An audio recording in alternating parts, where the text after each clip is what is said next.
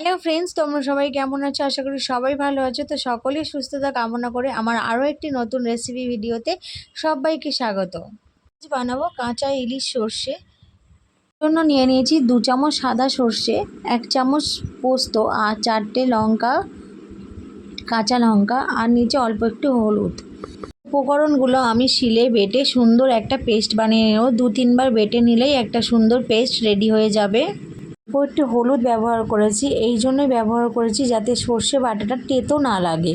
আমি এর আগে যতবারই সর্ষে বাটা করেছি একটু হালকা তেতো লেগেছে, তো মা আমাকে বলে দিয়েছিল যে হলুদটা ব্যবহার করার জন্য।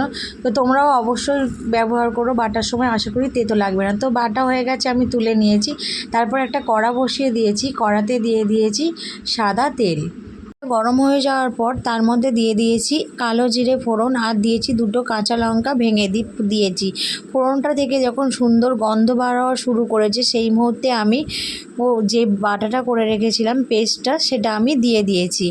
এবার তার মধ্যে আমি দিয়ে দিচ্ছি হলুদ গুঁড়ো, লঙ্কার গুঁড়ো, জিরের গুঁড়ো আর স্বাদ মতো নুন। একটা চামচের সাহায্যে আমি মশলাটাকে ভালো করে নাড়াচাড়া করে মিক্সড করে নেব। তারপর আমি এটাকে ছেড়ে দেব একটু ফুটার জন্য। তো ফুটা ধরে গেলে দেখো ফোট ধরে গেছে, এবার আমি কাঁচা ইলিশ মাছগুলো একে একে দিয়ে দিলাম। সাইড আমি ভালো করে উল্টে পাল্টে সেদ্ধ করে নেব। তো দেখো সেদ্ধ হয়ে পুরো একদম গায়ে গায়ে হয়ে এসছে সর্ষে বাটাটা। তো সেই মুহূর্তে আমি বেশ কিছুটা সর্ষের তেল দিয়ে দিয়েছি, দিয়ে আবারও বেশ কিছুক্ষণ একটু ফুটিয়ে নেব। তো যখন একদম মাখোচোখো হয়ে যাবে, একদম দেখো এইভাবে গায়ে গায়ে মাখোচোখো হয়ে যাবে, তখন কিন্তু আমি নামিয়ে নিলাম।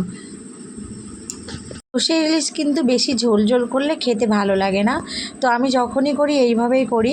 তো আজকে রেসিপিটা কার কেমন লাগলো অবশ্যই কমেন্ট করে জানিও। নেক্সট ভিডিওতে আবার দেখা হবে বন্ধুরা, টাটা।